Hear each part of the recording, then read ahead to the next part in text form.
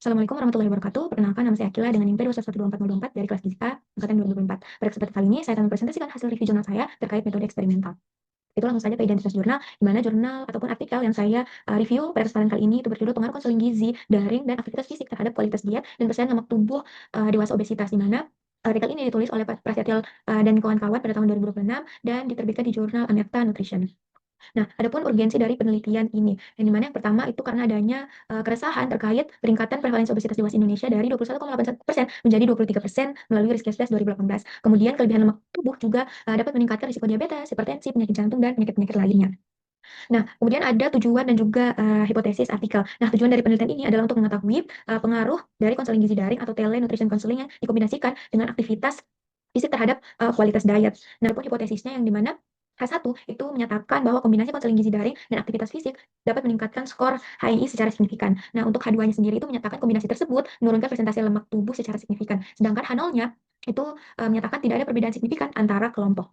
Nah, selanjutnya ada populasi target. Nah, penelitian ini merekrut 68 calon responden dewasa obesitas yang terdiri dari usia 19 sampai 29 tahun. Nah, setelah dilakukan randomisasi, terbentuklah dua kelompok, di mana kelompok pertama itu ada kelompok kontrol sebanyak 27 orang dan kelompok intervensi sebanyak 29 orang. Di mana mereka akan konseling gizi daring juga ditambahkan dengan aktivitas fisik. Nah, total yang menyelesaikan intervensi itu selama 8 minggu itu ada 56 orang dengan 12 orang yang di drop out. Nah, mayoritas responden sendiri adalah perempuan, itu dia di 82,1%, kemudian ada mahasiswa 92,9% dan jenjang pendidikan lulusan SMA 87,5%. Nah, adapun kriteria subjeknya. Nah, untuk kriteria subjeknya itu ada dua kriteria inklusi dan juga eksklusi. Untuk inklusi sendiri itu dewasa usia 19 sampai 29 tahun, kemudian IMT-nya lebih dari 25 kg meter pangkat 2 sesuai dengan klasifikasi kriteria oleh WHO. Kemudian ada kriteria eksklusi yaitu mahasiswa program studi ilmu gizi yang sedang menjalani diet terprogram atau mengonsumsi suplemen makanan, memiliki diagnosis atau riwayat penyakit kronis serta kehadiran konseling kurang dari 75% atau aktivitas fisik kurang dari 75 menit per minggunya.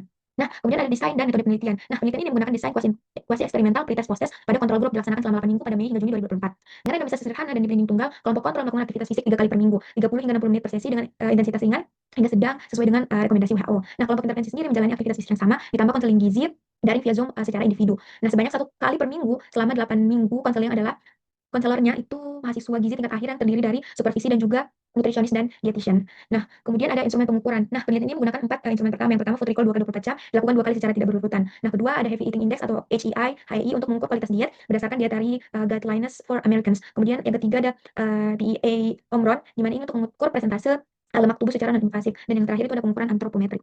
Nah, langsung masuk ke analisis statistik. Nah, uji yang dilakukan itu berdasarkan distribusi data menggunakan uji Kolmogorov Smirnov, di mana untuk data pendistribusi normalnya itu digunakan paired t-test dan independent t-test. Untuk data tidak normal digunakan Wilcoxon Signet Rank dan Mann-Whitney-U. Nah, untuk hasil, pada hasil karakteristik responden dewasa dengan obesitas pada kelompok kontrol dan kelompok intervensi itu usia terbanyak pada kelompok kontrol adalah 21 tahun itu sebanyak 29,6%. Kemudian mayoritas responden itu berjenis kelamin perempuan dengan persentase 77,8% dengan berstatus mahasiswa berpendidikan SMA dan memiliki pendapatan di bawah 1.500.000 per bulannya. Nah, status gizi terdistribusi merata antara obesitas tingkat 1 dan tingkat 2 di dua kelompok. Nah, untuk hasil yang selanjutnya itu di sini bisa dilihat ada perbandingan nilai pretest kedua kelompok menunjukkan kondisi yang setara dan tidak berbeda signifikan, sehingga komparasi antara kelompok valid dilakukan. Pada kelompok kontrol itu hanya menjalani aktivitas fisik, tidak terdapat perubahan bermakna. Skor HI-nya hanya berupa minus 0,9 dengan p-value 0,556 yang berarti tidak signifikan. Begitu pula presentase lemak tubuh hanya naik 0,2% dengan p-value 0,448 juga tidak signifikan.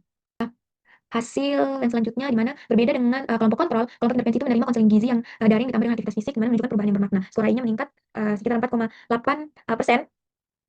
poin dari 65 menjadi 70 dengan p-value 0,038 yang berarti signifikan. Kemudian tetapi ketika dibandingkan selisih penurunan lemak antara kedua kelompok, perbedaan tidak signifikan dengan p-value 0,091, berbeda dengan selisih HI antara kelompok yang signifikan dengan p-value 0,038. Nah, kemudian di sini bisa teman-teman lihat ada rekapan hasil statistik. Nah, kita masuk ke pembahasan. Mengapa dia ditambah dengan aktivitas fisik dapat meningkatkan HII? Nah, peningkatan skor HII pada kelompok intervensi disebabkan oleh beberapa faktor. Itu ada konseling individu mingguan selama 8 minggu, sesi melalui Zoom, itu bisa mendorong goal setting yang spesifik dan umpan balik personal dari perubahan perilaku yang terbukti efektif secara ilmiah. Nah, kemudian ada pembahasan mengapa lemak antara kelompok itu tidak signifikan. Nah, perbedaan penurunan lemak antara kelompok yang tidak signifikan dijelaskan oleh 3 faktor utama. Yang pertama, durasi intervensi 8 minggu terlalu singkat untuk mendeteksi perubahan komposisi tubuh yang bermakna. Studi pembanding menunjukkan durasi minimal 12 bulan diperlukan untuk penurunan lemak rata-rata yang berarti. Kedua, variasi kepatuhan aktivitas fisik antara individu sangat besar antara tidak ada kontrol ketat terhadap durasi latihan. Dan yang ketiga itu ada variasi intensi latihan menghasilkan efek pembakaran lemak yang berbeda-beda antara peserta. Selanjutnya ada kelebihan dan kekurangan. Validasi internal terjaga melalui desain pretest proses kontrol grup dengan pemantauan paralel. Kedua, inovasi berbasis teknologi dengan konseling melalui Zoom meningkatkan aksesibilitas dan reliabilitas di era global serta dapat replikasi dengan biaya rendah. Nah, ada kekurangannya yang pertama itu durasi intervensi itu terlalu singkat untuk bisa mendeteksi perubahan bermakna pada komposisi tubuh. Selanjutnya itu ada keterbatasan HI secara kultural karena HI sendiri itu berbasis GGA Amerika Serikat di mana komponen pangan itu tidak bisa merepresentasikan perilaku makan dan budaya pangan di Indonesia. Kemudian ada generalisabilitas terbatas dan juga tidak adanya blinding presentasi atau paparan dari saya. Lebih kurangnya mohon maaf. Wassalamualaikum warahmatullahi wabarakatuh.